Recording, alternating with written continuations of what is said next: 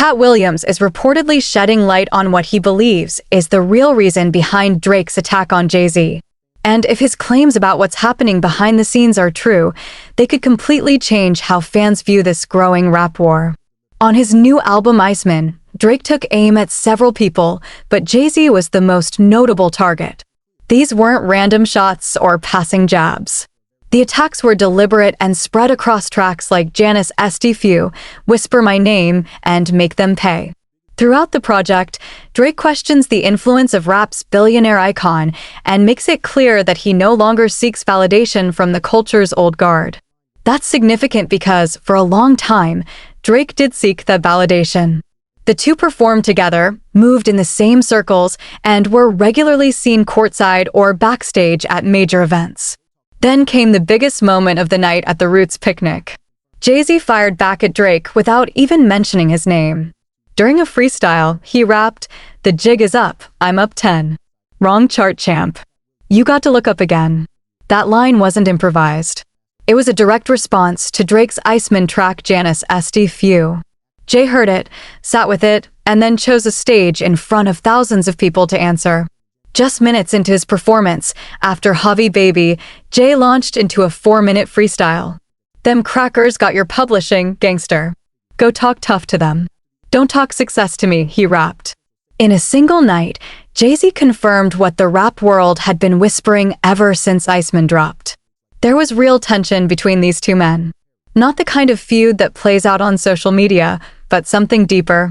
Something that stretches back years and touches issues most outsiders can't fully see. And then there's Katt Williams. His January 3rd appearance on Club Shay Shay had already surpassed 60 million views. During his conversation with Shannon Sharpe, Williams called out a number of powerful figures in comedy and entertainment. What separated him from countless voices online was his track record. Many people dismissed him at the start of 2024. By the end of the year, far fewer were willing to do that.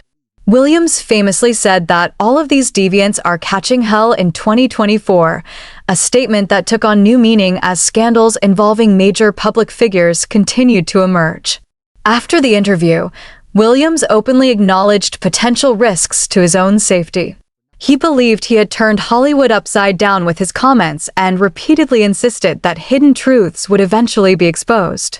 He spoke about people such as Kevin Hart, Sean Diddy Combs, Tyler Perry, and others. So when Drake openly targeted Jay-Z on wax, many listeners went back and reconsidered what Katt had been saying about how power actually operates in the entertainment business. According to Williams, what's happening between Drake and Jay-Z isn't simply a rap beef. It's a reckoning. And it begins at the label level. To understand why Drake went after Jay-Z, you first have to understand what Drake believes was done to him and who he believes allowed it to happen.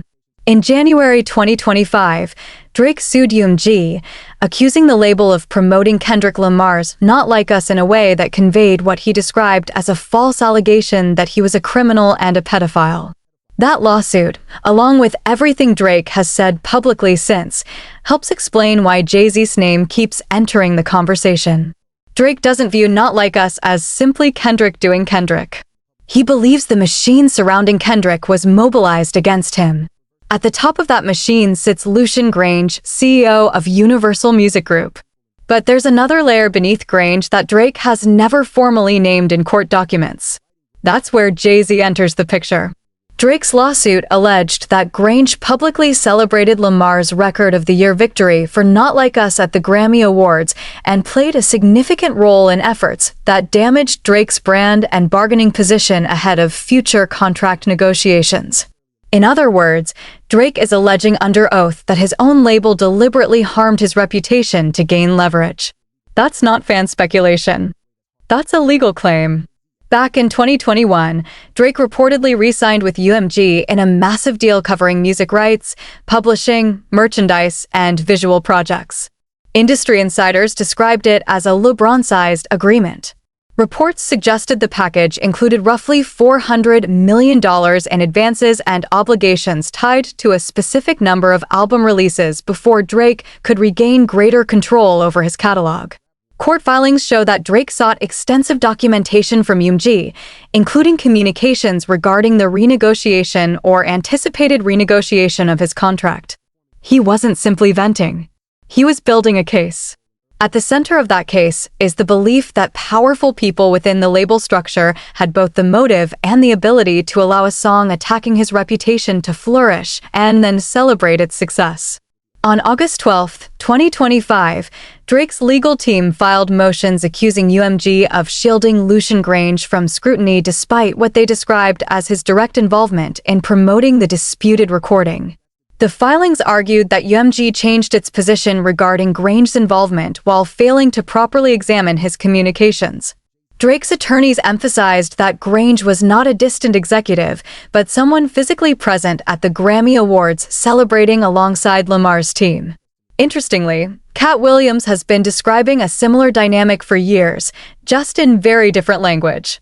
His view of the entertainment industry is built around the idea that those who control the money ultimately control the power. According to Williams, the artists who appear to be winning often benefit from arrangements and relationships the public never sees. Not necessarily secret agreements in a literal sense, but networks of mutual interests and shared advantages. When that perspective is compared to Drake's legal arguments, the similarities become difficult to ignore. So, where does Jay-Z fit into all of this? He isn't named in the lawsuit, and he doesn't work for UMG. But he remains one of the most influential figures in music, and his influence has intersected with Drake's story at several critical moments. In a GQ interview, Jay-Z commented on the Drake-Kendrick feud, saying it felt like a step backward and questioning whether rap battles still needed to be such a central part of the culture. On the surface, it sounded like a veteran artist promoting peace. But Drake appears to have interpreted those comments differently. From his perspective, Jay wasn't neutral.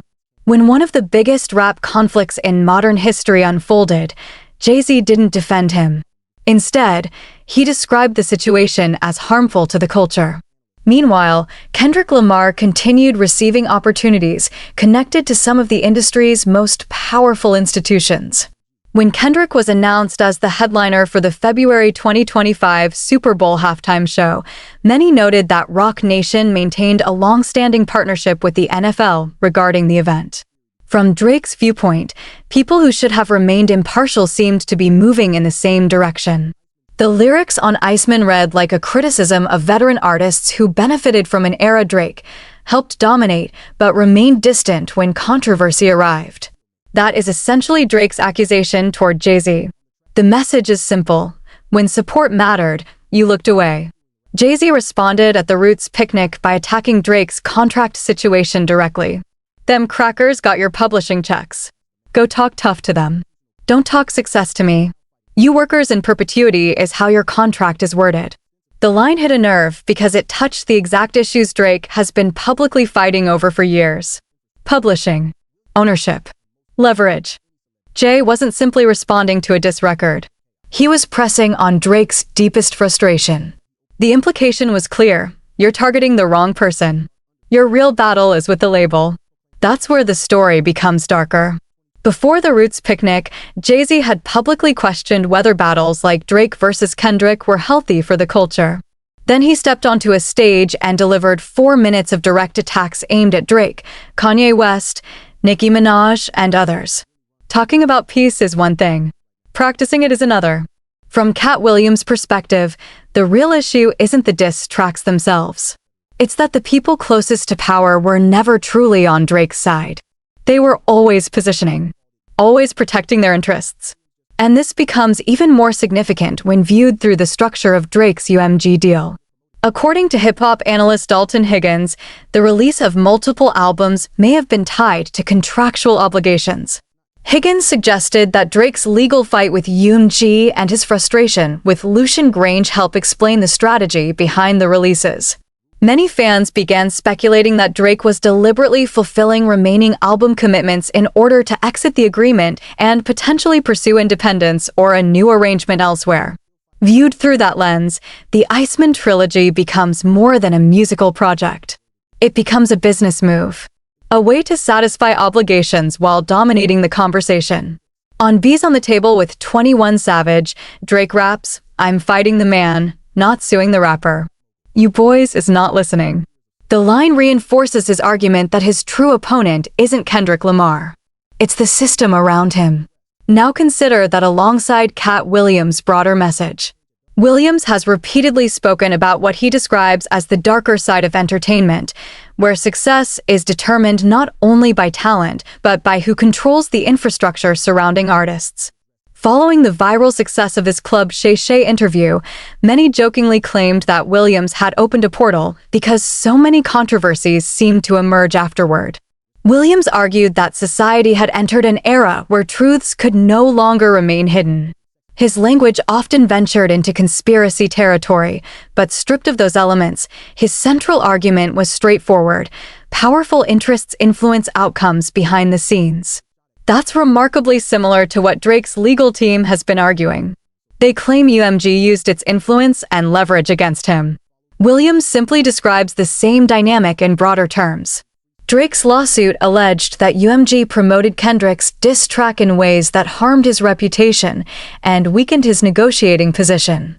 A judge ultimately dismissed the case in October 2025, ruling that Lamar's lyrics constituted protected opinion rather than actionable defamation. But Drake didn't stop there. He appealed in January 2026 and continues pursuing the matter. That makes Jay-Z's publishing comments even more significant. They suggest he understands exactly what Drake is fighting against. On May 30th, 2026, Jay-Z ended 6 years without a solo concert appearance at the Roots Picnic in Philadelphia. The freestyle he delivered that night wasn't limited to Drake. It addressed Kanye West, Nicki Minaj, Dame Dash, Jaguar Wright, and others who had criticized him over the years. Fans immediately began dissecting every line online. His comments toward Nicki referenced her political associations and her husband Kenneth Petty. His comments toward Kanye responded to previous remarks involving Jay-Z and Beyoncé's children. He even referenced past conflicts stretching back decades, reminding listeners that he had survived controversies and confrontations far larger than a rap feud. The performance featured appearances from Meek Mill, Jasmine Sullivan, Beanie Siegel, and a reunited State Property. It also served as a preview of upcoming anniversary shows celebrating Reasonable Doubt and The Blueprint. Meanwhile, Drake found himself in a position few expected. The battle with Kendrick had largely been declared a victory for Lamar, fueled by the success of Not Like Us and a widely praised Super Bowl performance. Yet Drake never disappeared. He released 3 albums, targeted nearly everyone who challenged him, and reportedly dropped 17 music videos within a single day. Many observers viewed the strategy as a way to accelerate completion of contractual obligations. Industry speculation suggested the releases may have cleared the path for a future outside of UMG. Even Hits Daily Double noted theories that Drake could be preparing for independence or a new home after satisfying existing commitments. If those theories are correct, then both Drake and UMG may ultimately walk away with something they wanted. UMG retains one of the most valuable catalogs in music. Drake gains freedom. After the lawsuits, the diss records, the court filings, the Grammy controversy, the Roots Picnic responses, and Katt Williams' warnings about power and leverage, what remains is the story of an artist who challenged the system around him, lost the first round, and kept fighting anyway. Katt Williams' contribution isn't necessarily a prediction or a theory. It's a framework. His argument has always been that industries punish people who move outside boundaries established by powerful interests.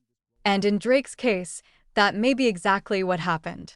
For all of his records, streams, and commercial success, he challenged forces much larger than another rapper. When Williams said that certain people would be catching hell, many thought he was simply being provocative. But years later, the fallout continues. Jay-Z demonstrated once again how quickly a few carefully chosen bars can dominate conversation. Fans are still debating every line from the Roots Picnic. At the same time, Drake's appeal remains active in the courts. According to Music Business Worldwide, filings submitted to the U.S. Court of Appeals for the Second Circuit argued that the lower court improperly dismissed the case and failed to fully address Drake's allegations. which means the story is far from finished. What began as a feud between Drake and Kendrick Lamar has evolved into something much larger. A dispute between an artist and his label. A public fracture between Drake and hip-hop's old guard. And a moment when Katt Williams' warnings about how the industry operates suddenly seem less like random commentary and more like a lens through which many people are now interpreting events. The shots were fired. Jay-Z responded. And beneath all of it remains the same question Katt Williams has been asking from the beginning. Not who attacked whom, but why the system allowed it to happen in the first place. If you've been following this story, let us know your thoughts, and don't forget to like, subscribe, and stay tuned for the next chapter.